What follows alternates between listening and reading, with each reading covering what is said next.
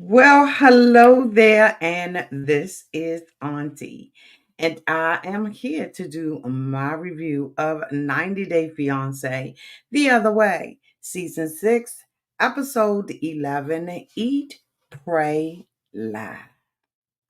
Everybody needs a sweet old auntie. Everybody. Are you okay? Well, welcome back, everybody. Surprise! I'm here in the middle of the day.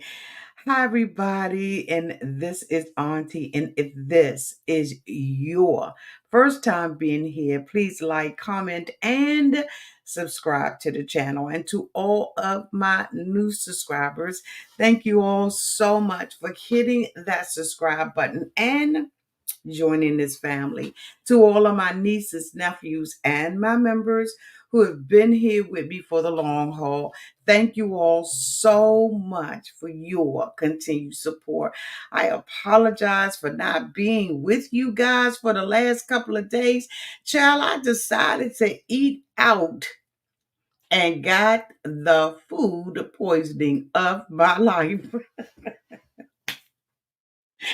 I'm talking about of my life. Now, I have had stomach irritations and eat at bad restaurants, right? 24 hours, maybe 12 hours is out my system. Oh, no, not this one. Not this one. Y'all, I've been down for days. It got to the point where I was still sick yesterday and had to go to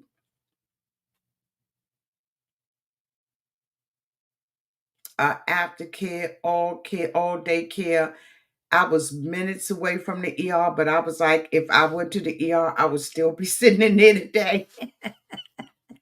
So yes, I have some rest that I had to get last night. Y'all, I'm telling you right now, I don't really like to eat out, right? Most of the time when I'm eat out, I'm being lazy or just trying to pick up something really quick. But this thing has taught me you need to cook at home. You don't know what the people doing with food. And then when you say something to them, they get an attitude about it. And you know what I mean? So anyway, I just wanted to let you all know I'm back. Yes, my stomach is still sore. Okay. But hopefully I'll be, fully recovered in the next couple of days. But honey, that thing put me on my back and I mean in the bathroom, if you know what I mean. So I'll be back today doing some marathons. I wanted to come out early before I make some more runs so that tonight when we come live, we'll just be doing love after lockup and having a discussion about that. So anyway, if I had to rate this particular episode of 90 Day Fiance season, is it season 6, y'all? Is it season 6? Hold on. I got season 6 in there. But I think I meant to say season 7. Hold on. Hmm.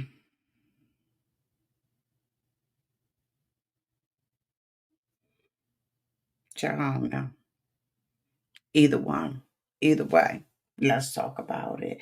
So the first couple that I wanted to talk about, there wasn't a lot of couples on this particular. Okay, so no, I forgot my rating. If I had to rate this episode, I probably would rate this episode a 2 star. Y'all let me know down in the comment section what y'all would rate it. Now I've changed it to stars so that you all can put your stars down in the comment. Please don't go over 5. Okay, we're rated from 1 to 5. Okay.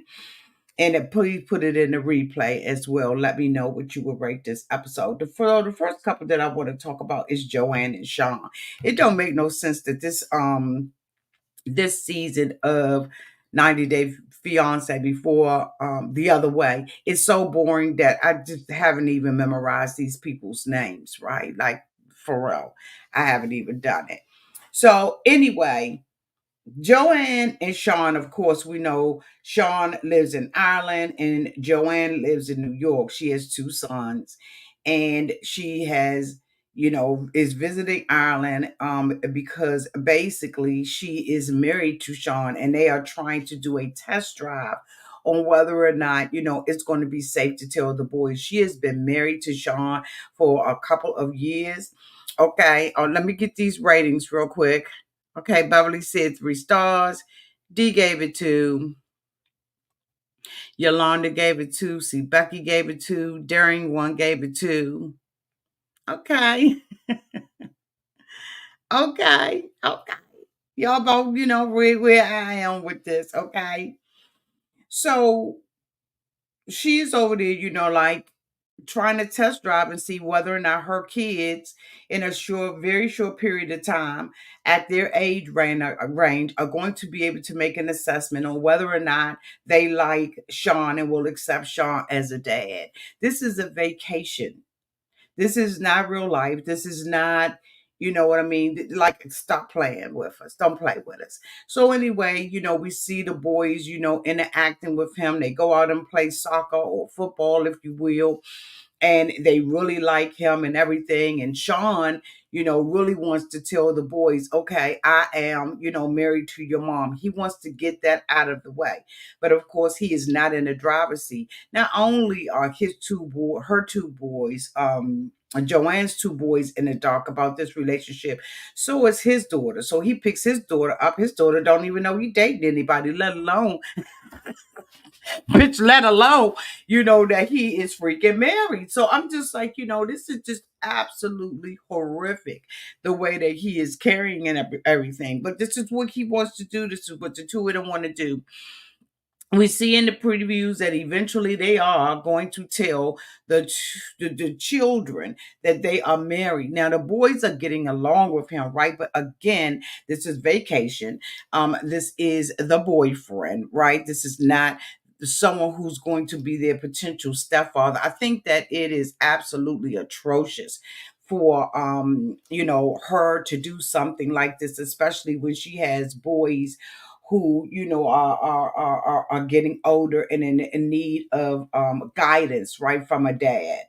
And I just think that is so wrong. I don't know what role their father plays in their life or whatever, but I just think that it's absolutely horrific that she would do something like that to her boys. The next couple that I want to talk about is that daggone line as Tata. Now, Tata, of course, we know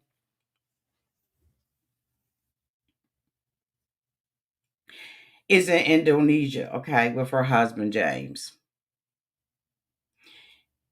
While they were in America, he had a friend, and with this friend, he had indicated that he didn't want to have a baby. So Tata has been walking around with all of this bitterness and anger in her heart, disappointment, and everything in her heart towards her husband. We have seen her manipulate situations, in my opinion, and have done, just ignorance. Okay, she's just a liar and a manipulator to me. So she has lied to her husband, manipulated her husband to believe that what she had, okay, that was going on in her physical body was something that could not be treated here in the United States. We find out that she has thyroid something, right? So she has some issues with her thyroid. Of course, y'all know how I am. I went and Googled it and did everything else, chat GPT did and everything. What she had is something that a lot of people here in the United States have, and it is absolutely treatable. I just had a girlfriend who I mentioned to you all before was struggling with cancer, and what she actually had was thyroid cancer. Okay, she is now cancer free. Hallelujah. But she, indicated that she needed to move back to Indonesia because the doctor wasn't able to give her anything that would help her. And I'm just sitting there thinking to myself, what the fuck is be fixed here, or can't be medicated, can't be treated. So she told him that she wasn't getting better and all of this, so booked and moved out to Indonesia. Come to find out, she just wants to be a motherfucking burden on her parents. Y'all please excuse the bleeping and everything else. Like, okay, we gonna hit it, we gonna hit it, okay, we gonna hit it out the park. I'm gonna talk my trash. This girl is a liar.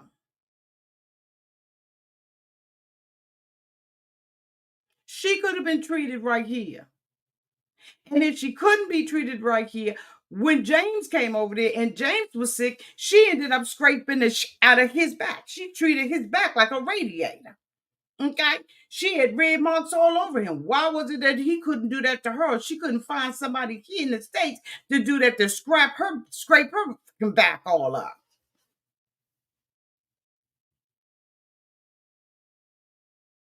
Why? I don't understand. She could have been treated here. It was some books. And the reason why, when we looked at episode, I can't remember what it was. Okay, maybe it was episode 2 or 3 when she finally went on. No, 4. When she went back with her parents and everything and fell a fuck out when she realized that she really was a burden. That's because of that guilt. She knows that she's going to be a burden to her parents all her life. She's taking advantage of not only James' ignorance, okay, and not doing his own research, but she's also taking advantage of her parents, and the bitch know it, and that's why she's sitting up there crying and boohooing the way that she's crying and boohooing. Get the fuck out of here with that bull. She sits down with her sister and tells her sister, James is, went to somebody and had a conversation about me and I wanted a kid and all of this old bull, right? And so the sister was like, you need to say something to him. You've been holding that little, holding that grudge and all of that crap in your mind all of this time. You need to go head on and squash it and have a conversation with your husband about this book and don't come to me about it. And matter of fact, when you have one with him, make sure you have your attitude together so you don't can blow up on them like you usually do. So her acting ignorant and blowing up and everything is an absolute pattern, right? And her family is very aware that this is the way that the girl goes. So that she has a conversation with James about it, right? She wants to have a baby. She wants to have children. Okay, that's something that she needs to talk to him about. Absolutely. She talks to James about it, says, right, some of the things that people consider when they try to have a baby. First of all, we're not financially stable. Second of all, now here we are living in Indonesia. We ain't got no fucking money. I got to find a job over this month, okay? And I don't know whether or not I want to have kids. She bust a girlfriend out and was like, well, yeah, well, you had a conversation with XYZ, right? Okay.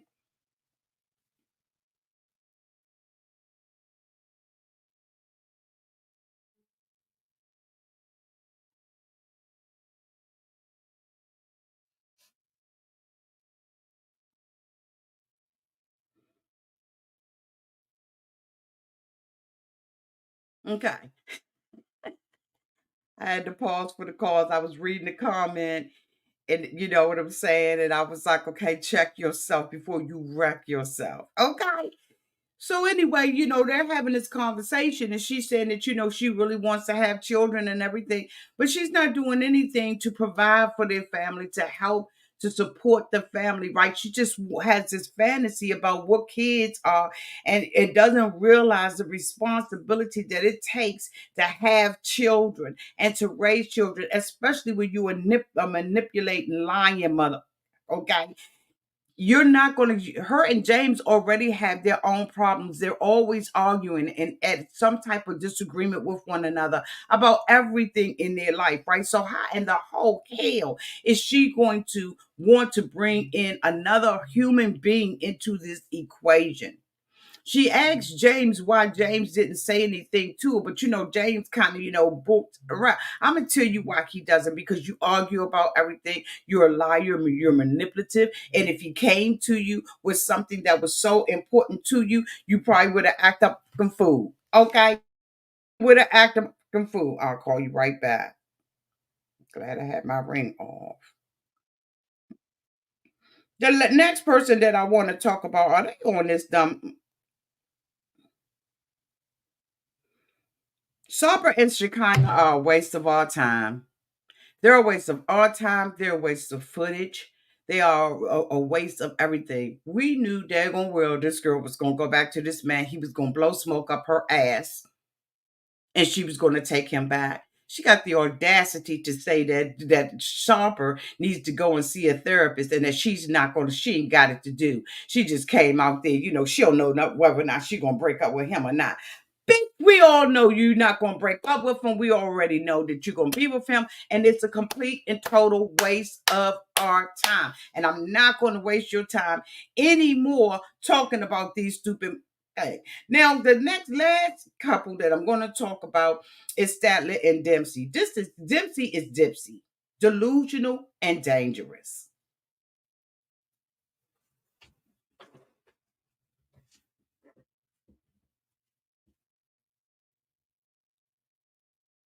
Period.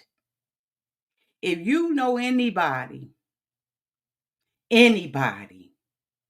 that suffers from ADD, ADHD, you know that there are times, if they are not medicated and treated, that they can be a ticking time bomb. You know that you need to stand down. Dipsy ass Dempsey has done no research. No research on how to be a mate, a partner, a girlfriend, a fiance, a wife to Mother Statler. She know that Statler got a whole bunch of stuff running through her mind, has decided to leave the United States in the comfort of a regular apartment or whatever, her job, her life, and all of that, and have moved into a month RV for the rest of her goddamn life, and she don't think that that's a major adjustment for anybody, bitch. I went camping in a glam camp for 3 days, and it's a major adjustment when you got to take your and be squatting on the pot, shown with other people, living out of a sandwich bag. I did it for 3 days. Thought that I was going to be able to walk down and use the bathroom in a general place if it wasn't for my members who told me, Auntie, you better buy you a daggone pot to pee in. I would have been so ill or pissy the whole weekend because I forgot if I was going to walk in them dark, thick woods at night. I tried it, but it didn't work, bitch. This is a major adjustment for anybody. So I have got to give her some kind of benefit of the doubt. Moreover, Statler is upfront about what she got to say.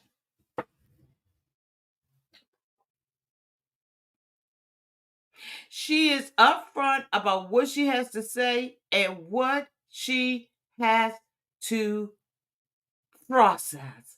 She has laid this out for Dempsey over and over and over and over and over again. When is Dempsey going to do the research?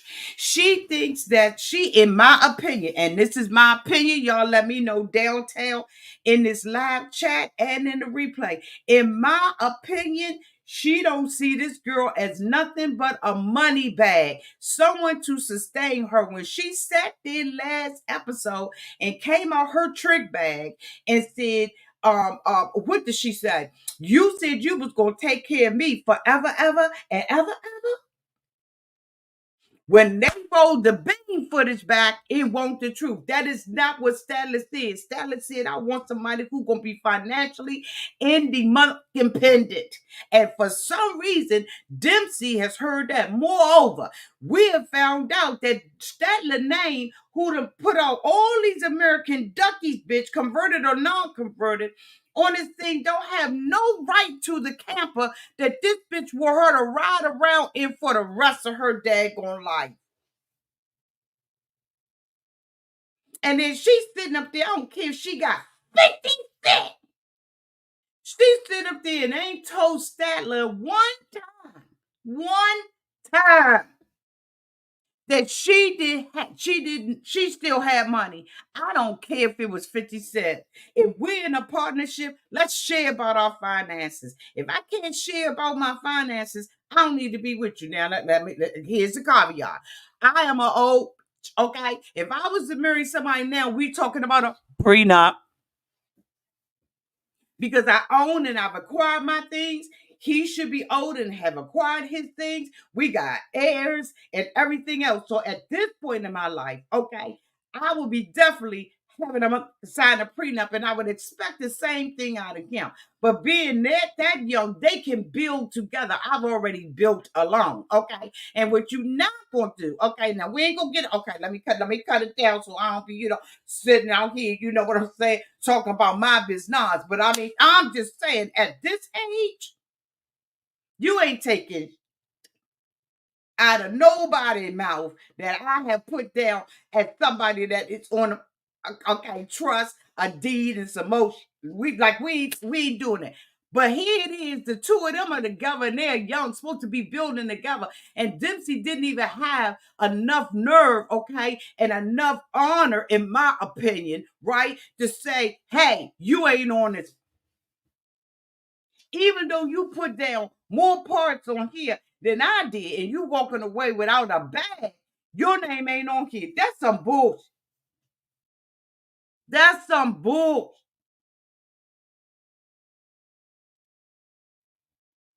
Lisa Lynn, you got to take that out. Ray Della, do you see that? I'm sorry, baby. You gotta take that cuss word out. Hold on, let me get you real quick, okay? No offense, boo. Put it back in there and use something else, okay? Put a doodle ball or something in there, okay? Roll it up, okay? Let it be a log of a doodle ball, but you can't actually say the word out here, okay? All right. Love you, Lisa. They already gonna flag you because I put dangerous in the daggone thing, okay? It's all right.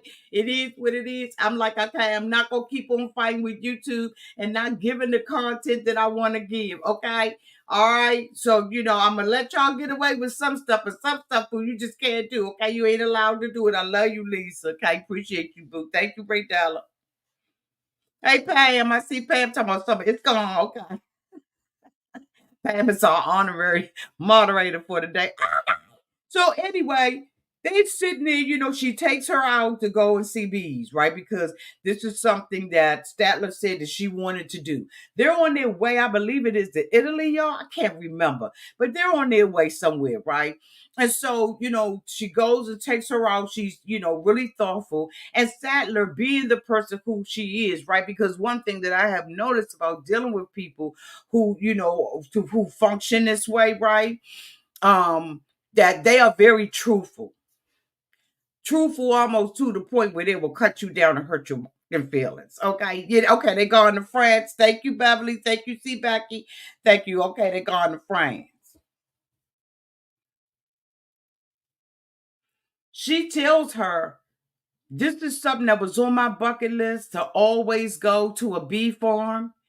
She knew things about the bees. She said that, in the wintertime, they take all, and they kill all the men, and that the job of the bees is to, make sure that they mate with the queen and all of that kind of stuff.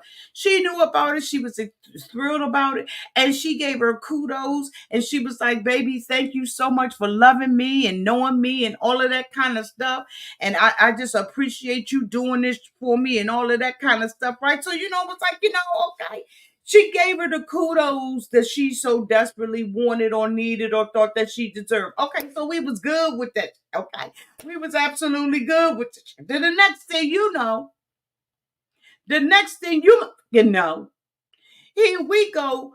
They getting on a daggone ship. Now, anybody that has been with me in a while, y'all know I don't do water. I've tried water multiple times in this country and outside of this country, and every time I get on a ship, bitch, I'm sick.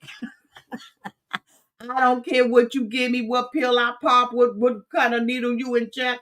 I'm gonna be sick on the boat. It's just something about it that the emotion and my visuals, right? So when she said that she needed to look at the horizon, I knew exactly what she was talking about because you have to focus yourself on something, right? And that horizon is what you got focused on. And the last time when I was in Aruba and I was on the boat, child, I couldn't focus on, wasn't no horizon out there.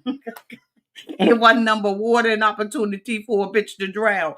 And emotion was just going, and honey, people were jumping off the boat and they was, drunk and all of that kind of stuff. And honey, I was on the edge just earling. Okay. So I understood what she was talking about. And she was, she had built herself up into such a tizzy about, not being on it. And Dempsey was blowing it off. You're going to be all right and all that kind of stuff. But when somebody is dealing with something, right? Because seasickness, yes, it's physical, but it's a lot it has a lot to do with your mental, right?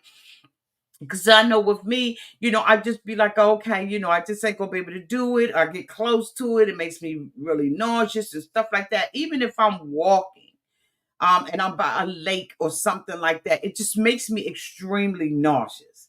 So, but I think that a lot of that is like in my mind. So here it is, Stella already got ADHD or ADD or whatever she is. I don't have that. But here it is, she's got this. She's got to get on the boat, something that makes her very uncomfortable to be on. Okay, with this, right? It's combined with this. So this is like, she at the team. So of course she's trying to build herself up, build her confidence up, but of course she's feeding into the fear of what that's going to be, recalling things that have happened in the past. But Dempsey has no compassion, no sympathy, no empathy for her whatsoever. She don't give a fuck. We getting on here and you're going to enjoy it. So everything. And of course, Statler is trying to get herself together, right? They get on there and she's all excited, and Statler is processing in her mind, bitch, like I do. As a matter of fact, I have a very, very close friend that we have been friends for I don't know long. I mean, longer than I don't know when we have, right? It's been over 40 years. And they're having their birthday party on a cruise next year. And bitch, I already said I ain't going because I will make everybody on there miserable. I know I will because I wouldn't be able to get my fucking self together. And so, and then when they would be coming, knocking on the room, wanting to do stuff and celebrate and pop bottles and stuff like that, I'd be in that bitch scrunched up, nauseated and sick. So I just was like, we'll do something else, right? But this is a monumental birthday for this individual friend, and I ain't gonna be able to be a part of it.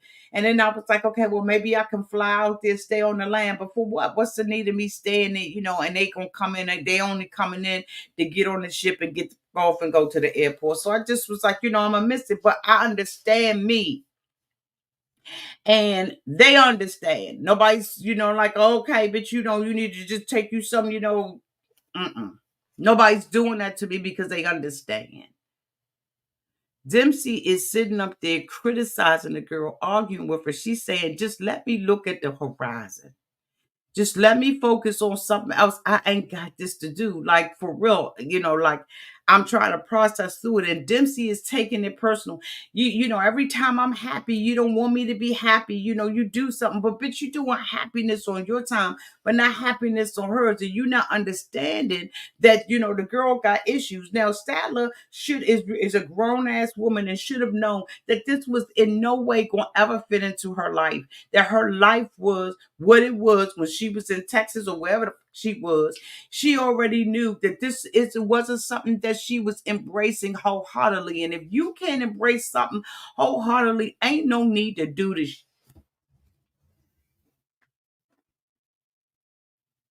Ain't no need. I don't know why Stella thought that this was something that she should have took her stuff, made a little bit of money, made sure that she was going to be able to maintain it and do this on a trial basis. This is not permanently how Statler's going to be able to live her life, especially with someone named Dempsey or as Dipsy and dangerous and in denial, okay, as she is, as Dempsey is. There's no way in the world they don't agree on. And then Statler is sitting there playing with thoughts of her mind, saying, she using me not. Like she's unstable in all her way. I haven't seen Statler been stable about anything. And fucking Dempsey know it. And that's why it makes me think that Dipsy is out there for the girl's coin. She could not do this on her own. She needs somebody to be able to take care of her. Thank you so much, Vanessa, for the 4.99 super chat. Auntie, I haven't caught you live in a while. I miss you. Oh, I miss you too. Will you be doing a meet and greet anytime soon? My sister and I would love to meet you. I don't know. I don't know. I am trying to think about it and plan it out, but I just don't know, child. Okay. I'll make sure I post it though. Hey, Beverly. Beverly's been with me for 36 months. Kim and I are waiting for a visit from you, beautiful, and I am waiting to get my ass out there. Okay, now that is something that I have been planning on my calendar. Okay, but that's going to be between. That won't be going out. Okay, that won't be going out, Beverly. But I just was like, I don't understand why Statler did not keep her comfortable housing and try this on a trial basis. Even though she's going to be on that boat, I think, what, 60 minutes or whatever, is still long for a person like me and Statler who gets seasick and has to process through something. I don't care if it's a fucking retirement on the Spirit of Washington, bitch. I'm not showing up because I've been on there trying to Macarena. I've been on there trying to do the electric slide. I've been on there trying to do whatever dance, cha-cha slide and everything else. The only thing that slide is me on the railing of that boat early. She should have did this on a trial basis. Shoulda. Dempsey needed to shut up. She made this about her. She wanted to argue as to why she was making her miserable. No. Mm-mm. Mm-mm. Can't do it. Cannot do it. Should not have done it. And I am hoping that the two of them break up really, really soon. Because this relationship is not working. Statler is just telling her, shut the fuck up. I'm trying to process this, not personal. Go ahead and have a good time. But she feels like, okay, I need your pocketbook right beside me when I go have a good time. Because if I go and buy a drink, I'm going to need you to swipe your fucking card. She can't go to the gift shop without Statler. So for her, she's unable to have a good time. This isn't about her wanting to connect with Statler, in my humble opinion. In my humble opinion, it ain't.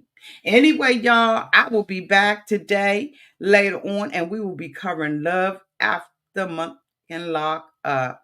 Because, honey, these episodes is starting to be a humdinger. A humdinger. Thank you all so much for waiting on me and for coming back after getting over this food poisoning. I appreciate you all so much. Y'all know when I'm gone for a while, it's something wrong. Either I'm on vacation or a bitch is sick, okay? But like I said, I will be, taking time out to cook more in my household because, honey, let me tell you, this thing put me on my fucking back. But I thank you all so much for waiting on me. And I appreciate you so much, Vanessa Hadid, for the 4.99 super chat. Thank you so much, Radella, for coming into the chat and for moderating. I love you all so much. And until we meet again, y'all be safe out there in those streets and in the water. I'll be back soon. Bye.